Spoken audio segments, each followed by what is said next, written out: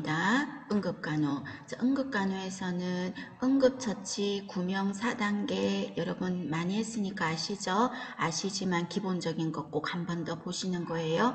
기지쇼상이라고 했죠. 그래서 제일 먼저 기도, 그리고 지열, 그리고 쇼크 예방하는 거, 상처 보호라는 거 더 이상 설명 안 드립니다. 기지쇼상 봐주시고, 그래서 출혈은 3분의 1 정도를 출혈을 내 몸의 혈액을 잃었어. 그러면 이때는 위험한 거가 되고 절반을 잃으면 사망입니다.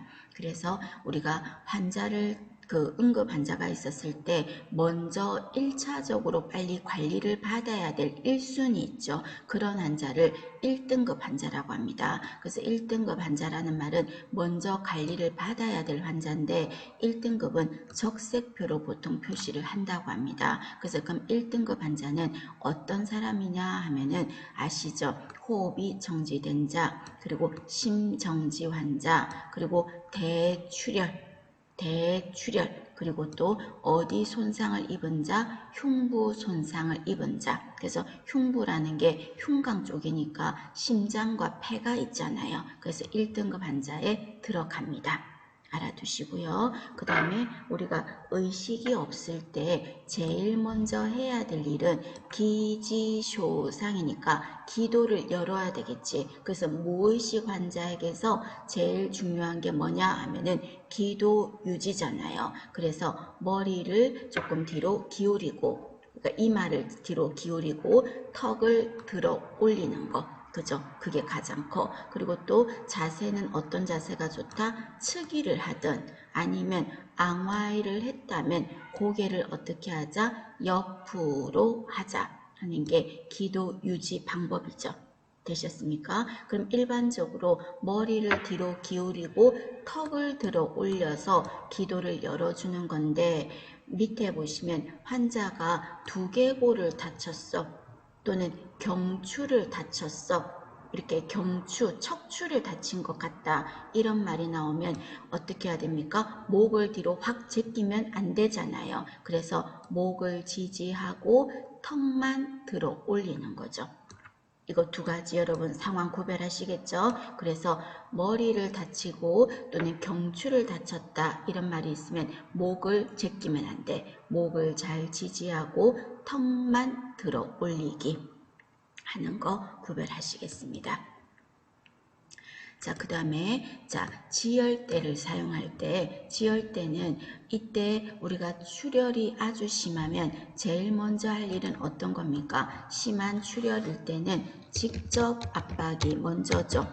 그죠? 직접 압박. 그리고 또 지압, 동맥을 지압해야 되겠죠. 그리고 마지막으로 쓰는 게 뭐였다? 지혈대였지 않습니까? 그래서 이 지혈대는 최후의 수단으로 쓰겠습니다. 최후의 수단으로. 왜? 혈액순환에 문제가 생길 수 있으니까. 그러면 어떻게 해야 됩니까? 하면은 혈액순환에 문제가 안 생기려면 2, 30분마다 풀어주세요. 2, 30분 정도 묶어놨다가 풀어주세요. 그리고 얼마 정도 풀어둔다? 2, 3분 정도 풀어놨다가 또 2, 3분 뒤에 다시 묶어. 그리고 2, 30분 정도 묶어놨다가 풀어줘. 얼마 동안? 2, 3분 정도. 그리고 다시 묶어. 무슨 말인지 아시겠죠? 시간을 굳이 외울 건 없지만 2, 30분 또 2에서 3 공짜 빼고 숫자 비슷하죠? 이렇게 해서 혈액순환을 조금 막아주자는 겁니다. 순환 차단이 되는 거를. 그리고 묶을 때는 상처 중심으로 심장에서 먼 쪽을 묶는 게 아니라 심장에서 가까운 쪽을 묶어주자고. 그래서 내가 다친 부위가 심장 부위에서 가까운 쪽을 묶어줘라. 그리고 이때 혈관을 차단해야 되겠죠. 그럼 이때 차단은 어느 쪽을 차단할까요? 차단할 때는 동맥과 정맥을 다 차단하겠습니다. 둘 다. 왜냐하면 혈액이 흘러나가는 걸 막아야 되니까 동정맥을 다 차단하겠습니다. 그런데 참고로 우리가 뱀에게 물렸을 때 독이 퍼져나가는 걸 차단하기 위해서도 묶어주거든요. 그럼 그때는 어디를 차단하는 거야? 정맥혈관을 차단하는 거죠.